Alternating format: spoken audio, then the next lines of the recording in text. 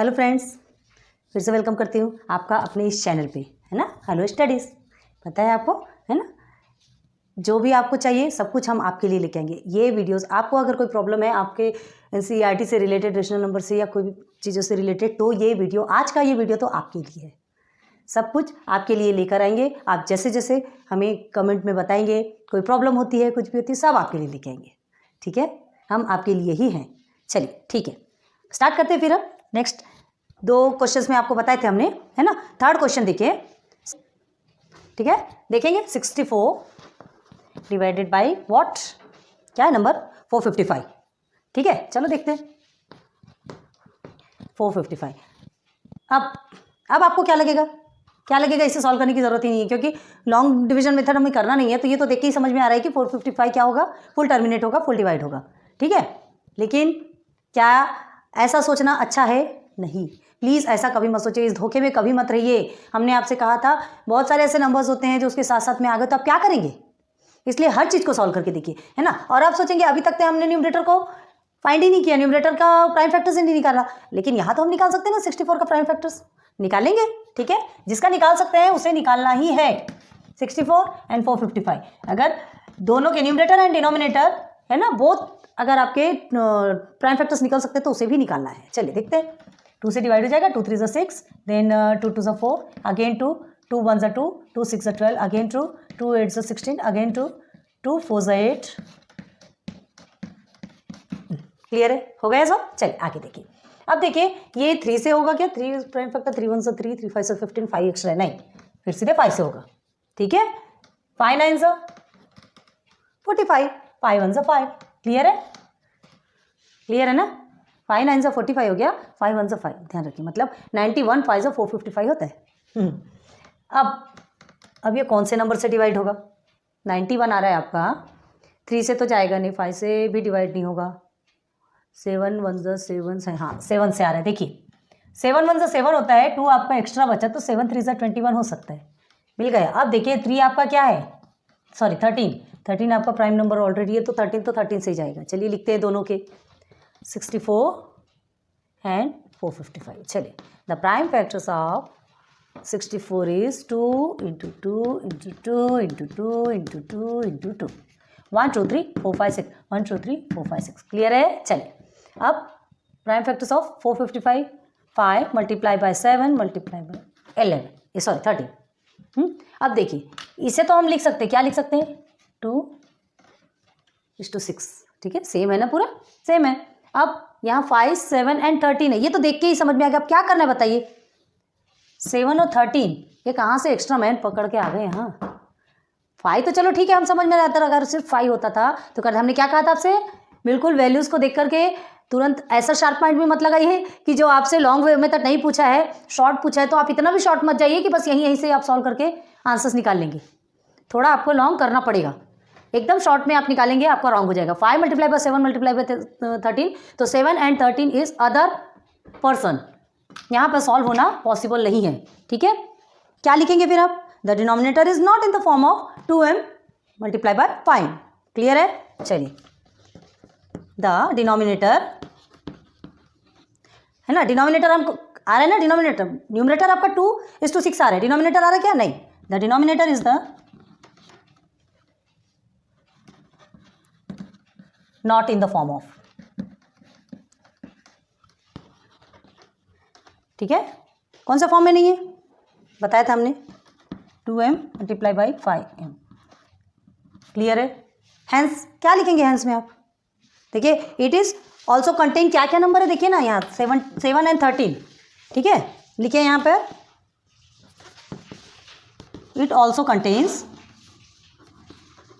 जबकि ये नहीं होना चाहिए, the 2 values, 2 extra values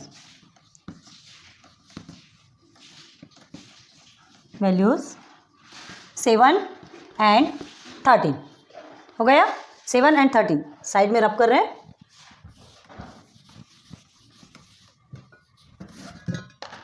hence जब नहीं है तो क्या होगा, यहाँ पे 7 एंड 13 एक्स्ट्रा है, तो क्या होगा, द डेसिमल एक्सपेंशन ऑफ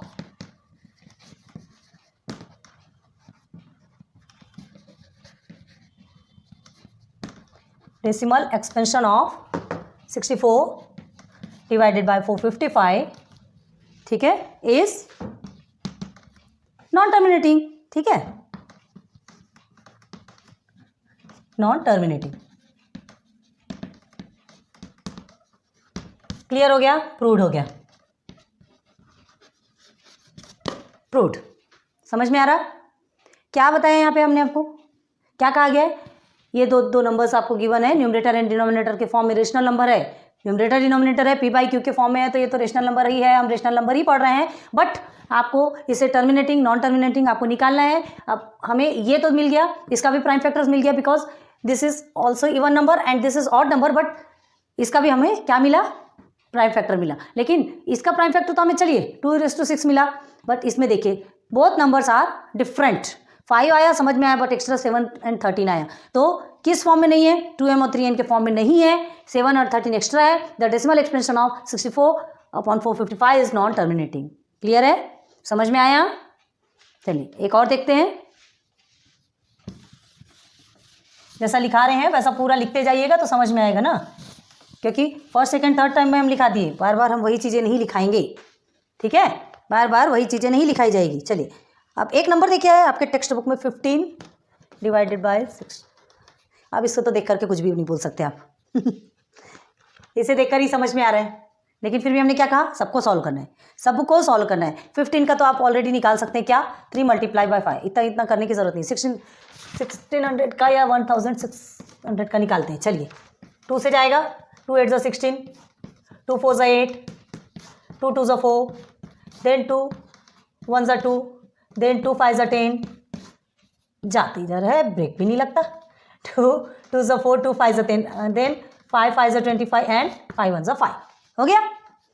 1 2 3 4 5 6। चलिए 1600 इज इक्वल टू 2 × 2 × 2 × 2 × 2 × 2, 1 2 3 4 5 6 आ गया। Then multiply by 5 multiply by 5, समझ में आ गया? आ गया, ठीक है। अब देखिए इसे हम और किस तरह से लिख सकते हैं, 2�6 मल्टीप्लाई बाय 5² लिख सकते हैं। 2 और 5 आना कंपलसरी, बताया था हमने आपको, 2 5 आना कंपलसरी है, आ गया आपका। अब क्या करना है देखिए, हाँ हमने आपको ये बताया था, देखिए वो थोड़ा सा रॉन्ग होता है, 2m है ना, मल्टीप्लाई बाय 5m ही होना चाहिए, ऐसा नहीं है 5n मतलब यहाँ पे भी कोई भी नंबर होगा, यहाँ पे कोई 2 और 5 के फॉर्म में होना चाहिए, ये ध्यान रखिए, ठीक है। 2m मल्टीप्लाई बाय 5n, दो जो नंबर है यहाँ पे, स्क्वायर क्यूब जो भी नंबर होगा, हमने सेम बताया था ना, ऐसे 2 क्यूब मल्टीप्लाई बाय 5 क्यूब, ऐसा नहीं, ये भी होगा तो भी चलेगा, है ना, थोड़ा सा रॉन्ग होता है, उसे ठीक कर दें। 2m मल्टीप्लाई बाय 5n, ठीक है। अब ये हो गया तुम्हारा, आ गया ना, 2m और 5n वैल्यूज आ गई। तो बस ये ध्यान रखना है कि 2 और 5 के फॉर्म में होना चाहिए, चाहे फिर वो जैसा भी हो, ठीक है।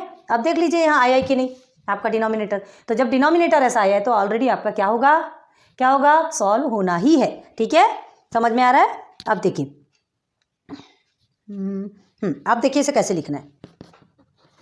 3 मल्टीप्लाई बाय 5 हमें लिखना होगा ना, 2:6 एंड 5², इसे लिखेंगे। ये दोनों की भी वैल्यू को यहाँ हमने पुट किया, ठीक है। अब देखिए कट करेंगे, 5 1 5, ठीक है। यहाँ आप क्या कट करेंगे, 5 5 25 होता है, तो 5 5 25 मतलब सिंगल 5 निकल के आया, आप इसको कर सकते हैं ना स्क्वायर में। अब देखिए इसे भी कट करेंगे आप, 2:6 आ ही गया ना, करने की भी ज़रूरत नहीं है, वैसे करने की ज़रूरत नहीं है इसे, है ना। 5 कट होगा तो डिनोमिनेटर एक ही बचेगा, यहाँ पर 5 बच रहा है, ठीक है, 5 बचेगा। तो आप क्या लिख सकते हैं इसे, सिंपल क्या करने करके क्या करने, जब हमें समझ में आ रहा है, लॉन्ग वे मेथड नहीं बोला तो हमें करने की ज़रूरत ही नहीं है। ये 1 आ गया, तो denominator is the form of क्या है, 2m एंड 5n, यहाँ पे भी था 2m 5n, उससे क्या जाता है, ठीक है।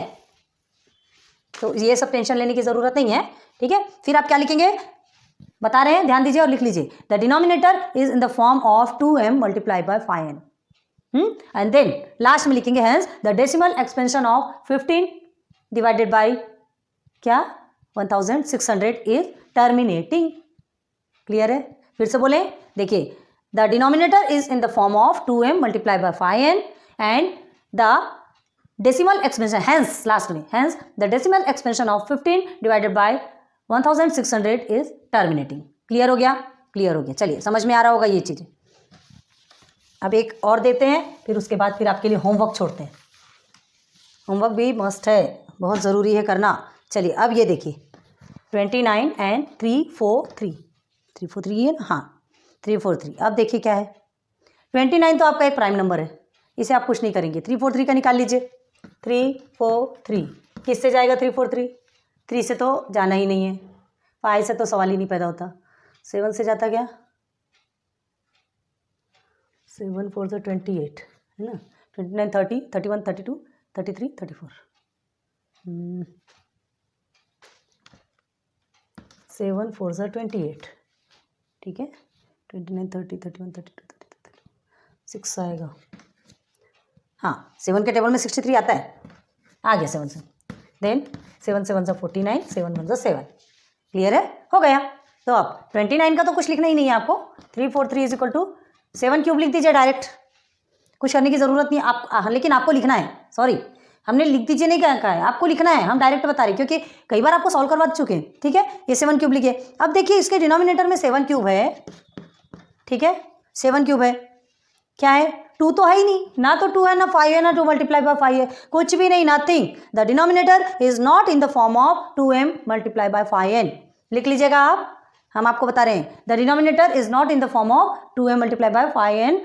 यहाँ पर क्या दिया देखिए 7:3। It has 7 as its factor. उसके फैक्टर में क्या आया है? 7 आया है, जो कि नहीं आना चाहिए। आएगा तो वो तो सॉल्व होना ही नहीं है। Hence the decimal expansion of 29 divided by 343 are non-terminating. Hence, the decimal expansion of 29 divided by 343 is non-terminating. Clear है? आज यहाँ तक हमने आपको समझा दिया है। उम्मीद करती हूँ बहुत अच्छे से समझ में आएगा। प्लीज़ अच्छे से थोड़ा सा ध्यान देके समझिए। अब ये देखिए हमने इसे कितने शॉर्ट में सॉल्व किया। क्यों शॉर्ट लग रहा है? क्योंकि यहाँ हमने आपके लिए स्टेटमेंट्स नहीं लिखा, इसके लिए इस फैक्टर्स को हमने इतना बड़ा नहीं लिखा, एकदम शॉर्ट में बता दिया। बट आपको लिखना है, आपको कंप्लीट करना है, ठीक है। ये समझ आया होगा। जब इतने सारा समझाते तो ये थोड़ी थोड़ी सी चीज़ें कोई मैटर नहीं करती। समझना तो है, आपको लिखना है, लेकिन क्योंकि टेक्स्ट में जैसा आएगा तो आपको तो पूरा सॉल्व करना पड़ेगा ना। चलिए, so thanks for watching my videos. फिर मिलते हैं नेक्स्ट लेक्चर पे, लेक्चर नंबर 3 पे, है ना। प्लीज़ कमेंट करके बताइए कैसा लग रहा है आपको, पढ़ाई हो रही नहीं हो रही है, कुछ समझ में आ रहा नहीं आ रहा, ठीक है। Good luck.